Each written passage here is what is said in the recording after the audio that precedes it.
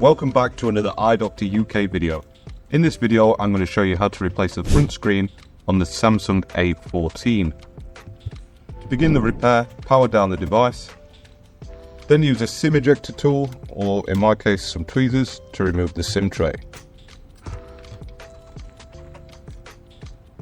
Removing the SIM tray creates a weak spot in the chassis.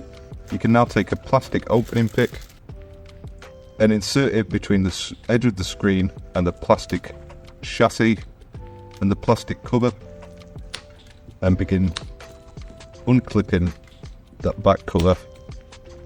It can be a little bit awkward around the corners. Don't be scared to use a bit of force to do it. But when you get to these buttons, just be careful because there will be a flex cable under there, so you just want to insert a little bit there. Finally, we'll go around this top corner and that should release it. That's the little cable that I'm talking about there. To avoid damaging it, open it from the left hand side just like that. Now that we're into the device, there's 10 crosshead screws that need removing. Go ahead and use a small screwdriver to remove those.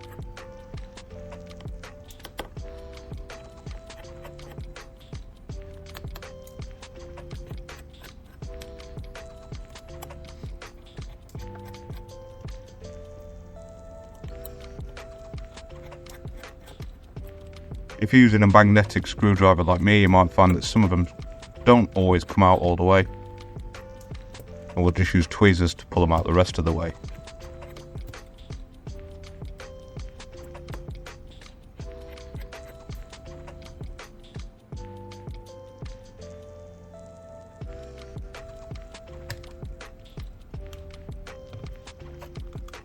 I'd normally use a magnetic mat, but this back cover makes a perfect place to store the screws whilst we're disassembling the device. Next, we're going to take some tweezers, and then I'm going to start in this top corner here to lift this plastic shield up, which will reveal the logic board for the phone. Now that we've got access to the motherboard, I'm going to use a plastic spudger to disconnect the battery, as well as these two flex cables here, and finally the flex cable for the lock button on the left hand edge. This means that we can now release the motherboard from the chassis. Notice how I've left this coaxial cable connected. I always do that. It just makes it a lot easier to put back together when we install it into the new screen.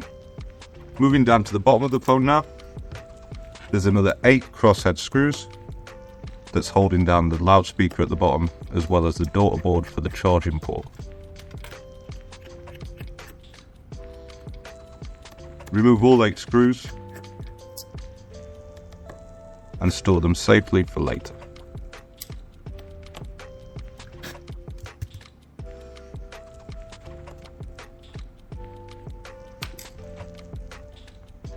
To remove this cover, take some tweezers and insert it just a little bit into there and begin prying upwards.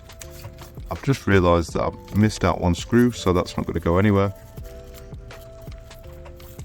Anyway, once you've got all the screws removed, you should be able to lift that up fairly easily, just like that. Use your spudger again to disconnect this flex cable here.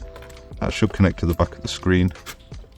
And then release the coaxial cable and pry underneath this subboard to release it.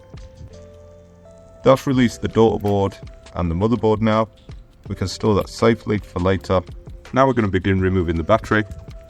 And the way that these usually work, this is the first time that I've seen these on a Samsung phone, but they have a similar tab system on the Huawei's. Remove these tabs first and then lift this tab up here.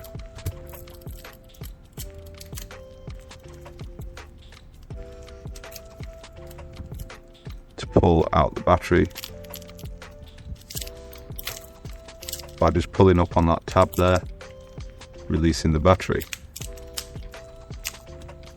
I'll sort of snap it off there, look, release it, and that does release the battery.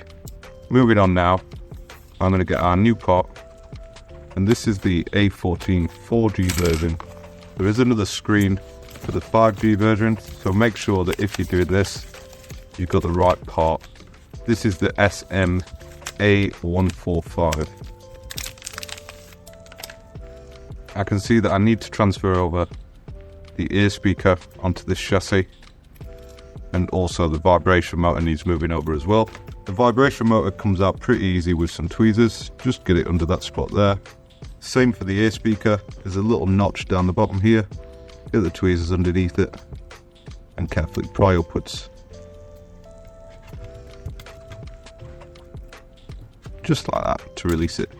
Now make sure when we're putting this back in that the pins there what are sticking out higher go on the bottom, the same way that it came out.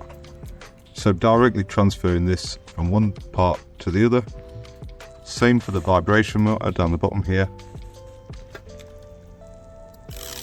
Peel back the adhesive for the battery and then secure that into place just there. Yeah, that's it. Now we're just going to reverse the steps that we used to disassemble the device to reassemble the device. Starting off with the daughter board down there. Let's make sure that this coaxial cable goes where it belongs. There's a small groove for it there. And you can see the creases in the cable where it goes around the corner there. Use a plastic spudger to push it down into the groove that it sits in. And make sure that it sits nice and flat into it. Now reconnect the flex cable just here.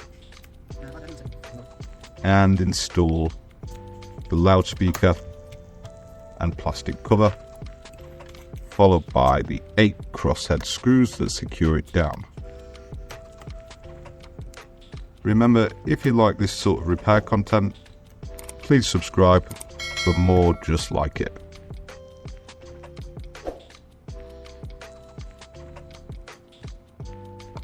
And if you're attempting this repair yourself, let me know how you went on in the comments below.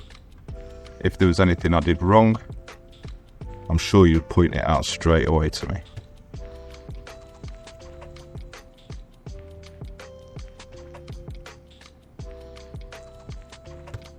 Now we've got those 8 screws in, we're going to move up to the top of the device and realign the motherboard into the chassis.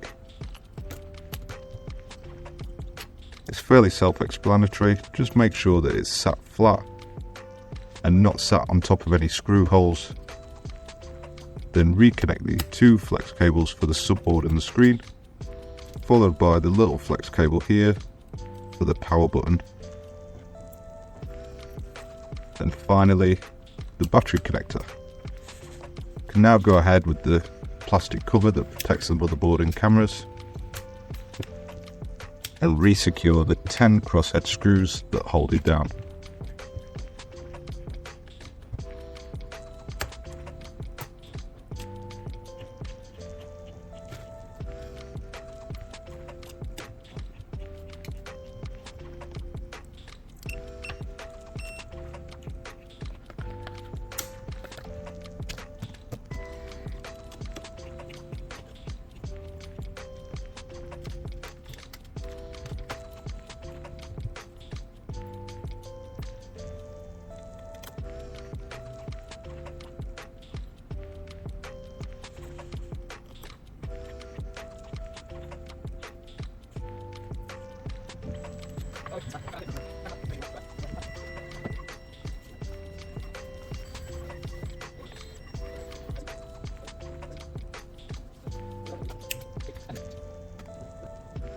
With those 10 screws re-secured, I can just see next to the camera here that the plastic cover's not sat quite right and there's a little tab for it what's stuck out there. Whenever I come across these, I just get the back end of the tweezers and just give it a nice push down to make sure that it's secure. The final thing to do is to re-secure this back cover, and we're just going to fold it over. And I always find the best practice here is to make sure that the buttons attach first and begin applying pressure all the way around the device to make sure that it's sat securely into place.